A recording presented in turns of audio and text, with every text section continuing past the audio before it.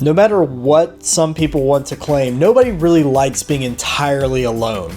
It's not really how we're built. I mean, you can even look at Genesis 2 and you can see how God's kind of built into the fabric of mankind that it's not good for us to be alone. That's actually why we, according to the creation story, have so many different, animals in creation, and why we even have man and woman is because we're built to be social creatures. This is something you can see borne out just in human nature, how people act. One thing I've always found interesting is that being born as somebody who's a millennial, or a little bit more on the older end of being a millennial, I have grown up hearing my parents' generation and people older than my parents talk about those stupid millennials and their cell phones that, we just can't get off of them. And that's why I think it's so funny whenever you go out. And it's interesting. Pay attention next time you go out and see who's sitting there on their phones. Is it all the young kids or is it the baby boomers? A lot of times what we end up finding is a lot of these individuals that are in an older generation, they love the fact that they can be connected to people in a way that they never have before, especially as they start getting a little bit older in life, because things happen where you start just kind of naturally moving away from people. You start, kind of entering different phases of your life where you don't have as much social interaction, and they crave it. You can actually see this borne out statistically. The Federal Reserve itself actually did a study on the retiring habits of people who are baby boomers, and what they found out were that 1/3 of individuals who retire end up actually coming back into the workforce, not necessarily to the same job, but not necessarily as a full-time employee, but they end up coming back and working again. Now, you might say that, well, maybe this is due to economic factors or people needing the money, but in fact, it was actually only about 35% of those individuals who came back said they did it for financial reasons. Everybody else did it for, some sort of social cause, some sort of social reason to have that interaction in their life. You see, we're not built to be isolated individuals. Even people who aren't social butterflies, they like having their small group of people that they can get close to, that they can form meaningful relationships with. That's one of the reasons why it can be such a struggle when we find ourselves, for whatever reason, feeling alone. And feeling alone can come in many different shapes and sizes. Sometimes we can be surrounded by tons of friends and family, but yet feel very alone because of maybe something that we're struggling with that nobody else truly understands. Or maybe we feel alone because we feel that we have a purpose and a calling and a mission, and nobody else quite understands exactly what that mission is. Or maybe we feel alone because there are individuals that for whatever reason would seek to oppress us. Whatever the reason is, we can learn something from these different ways of being alone, because we can see all these things borne out in the Bible. The first thing you're actually going to look at in your small groups is the story of Hannah. And Hannah is an individual who was in the Old Testament in a time when you would have family units where there would be a husband and sometimes multiple wives. And what you would see is Hannah couldn't have a son, and so she was getting just mercilessly made fun of. She felt very alone and isolated because of this pain that she felt that no one around her could truly understand, or maybe people around her were actually trying to exacerbate it and make it feel even worse. So what I want you to do is read about Hannah and actually look at how she experiences this loneliness and this pain, and also what the cure was to get out of it.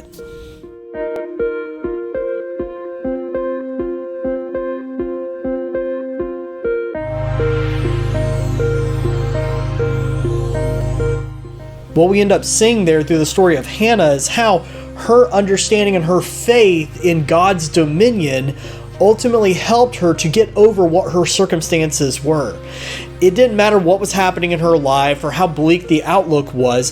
The fact that she understood and she had faith in God's dominion over whatever she was facing was what helped her to get over things emotionally, even before God ended up blessing her with a son. But thankfully God did.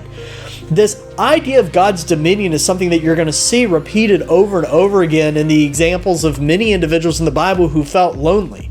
Ultimately, once they understood that God was bigger than their loneliness, was bigger than the hurt, was bigger than the pain, was bigger than the fear of being isolated from the rest of the world, their society, their friends, whatever they knew, suddenly they could start marching forward. Suddenly they could start growing.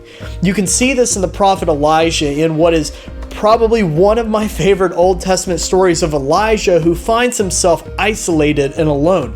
He finds himself in a situation where it seems like the entire world is against him, that everybody else who is serving the Lord has either been hunted down, put to death, gone into hiding, and now Elijah feels like he is standing alone, and he repeatedly mourns his situation in the face of God. But God restores him. And what you're going to see is God restore him by demonstrating to him his dominion, by letting him know that he is in charge, that he is the one who is ultimately powerful. And because of that, we can stop focusing so much on what's going on around us, at what might be trying to tear us away from our mission, from our purpose, from our calling. And instead, we can refocus on what God has in store for us.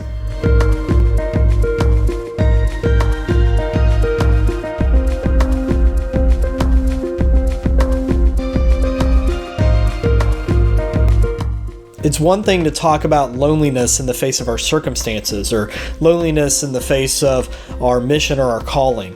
But those are things that we can't really touch, things we can't really see and feel. So a lot of times that kind of loneliness ends up being something that, if we think about it, we can probably internalize it. We can probably find ways of coping with that sense of loneliness. But what about when you have other people? When you have individuals that should be the cure for your loneliness, but yet these individuals are in your life oppressing you, keeping you down, maybe just ridiculing you, belittling you, making you feel like you're not good enough. There are individuals in this world that, unfortunately, will always be a part of our lives who fall in this category. So how do we deal with these individuals? Well, there's no shortage of different ways that the world would tell you to deal with these individuals. In fact, as I was doing research for this particular message, I found it hard to actually look up many of the things that I was looking for, because I kept finding article upon article of different magazines, different articles, websites, blogs, what have you, basically saying, you know what, don't worry about other people. Just be your own person, be isolated. And they were encouraging this idea of being alone, of being isolated and embracing your sense of isolation, because that means you can be strong, you can be independent, you don't need other people in your lives. But as we started out talking about, that's simply not how we're built. We're built as social creatures. We do need one another. So how do we reconcile the fact that we need other people in our lives with the fact that we're going to be oppressed? Well, it may not shock you that once again, God's dominion is going to come into play. One of the things that you guys are going to read is Psalms 13, which is just one of many examples we could pull from throughout Psalms, where David ends up being an individual who is afraid. He is on the run. He has individuals in his life that were friends, were family, people that he should be able to count on, people that should be loving him, but yet they resented some aspect of who he is or what he became, and as a result, turned on him. And what you will see is David struggle with these feelings of loneliness and isolation, but understanding that through his faith in God's dominion, he does not have to fear the oppression of others. And because of that, he is able to push forward. And because of that, he is able to continue on his journey that God has called him to. We should remember that even Christ himself struggled with these feelings of loneliness before he would get arrested to eventually get crucified on the cross. And ultimately, he was able to push through it by recognizing the fact that his Father has dominion over all things, that his Father God has a plan, and that when our faith is in that plan, suddenly we have nothing else to fear.